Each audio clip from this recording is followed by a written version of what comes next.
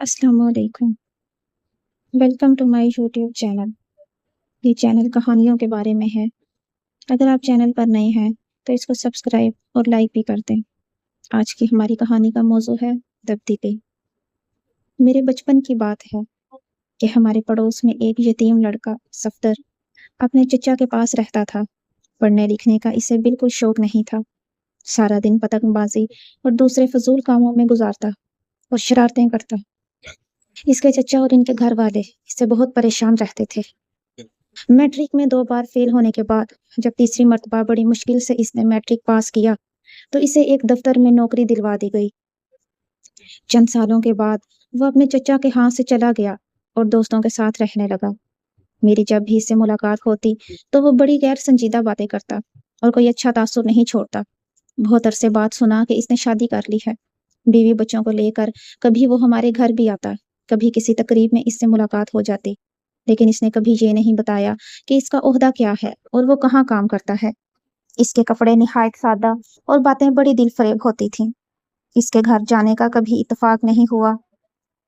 मेरे इल्म में यही बात थी कि इसने मैट्रिक से ज्यादा तालीम हासिल नहीं की, इसलिए यही ख्याल था कि वो कहीं मामूली ओहदे पर मुलाजिम होगा। दिन गुजरते रहे। एक दिन पता चला कि चंद महीने पहले रावलपिंडी में सफदर की बहन का इंतकाल हो गया, तो मैंने सोचा सफदर से ताज़ियत की जाए। इसके चचा से घर का पता मालूम किया तो उन्होंने बताया जिम खाना क्लब के सामने वापटा के मुलाजमीन के घर हैं, वहीं जाकर किसी से पूछ लो। जब मैं वहां पहुंचा तो देखा कि एक तरफ छोटे अमले के क्वार्टर्स और दूसरी तरफ आला अफसरों की कोठियां थी। मैं छोटे स्टाफ के क्वार्टर की तरफ गया और इस्तकबालिया से सफदर के घर का पता मालूम किया।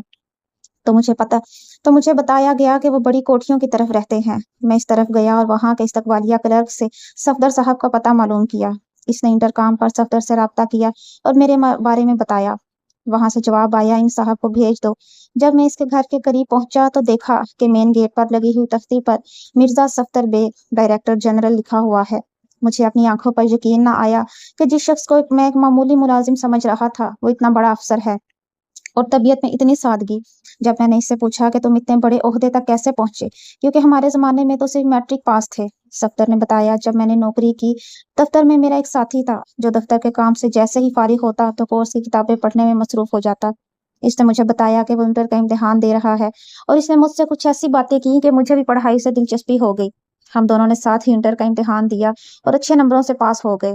इसके बाद हम मुसलसल तालीम हासिल करते रहे और अल्लाह का शुक्र है कि आज मैं इस मुकाम पर पहुंच गया हूँ। मैंने इससे कहा, इतने बड़े ओहदे पर होते हुए भी तुमने कभी तकब्बुर नहीं किया और ना अपने ओहदे के बारे में किसी को बताया।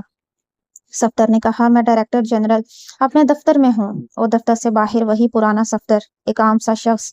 इंसान अपने अखलाक और किरदार से पहचाना जाता है, ओहदे से नहीं। मैं ये सोचता हूँ कि तालीम से इंसान में कितनी तब्दीली आ जाती है। इस किरदार को मैं कभी नहीं भुला सका। तो आपको आज की हमारी कहानी कैसी लगी? कमेंट में अपनी राय का ज़रूर इज़हार करें और हमारे चैनल को लाइक और सब्सक्राइब भी कर दें।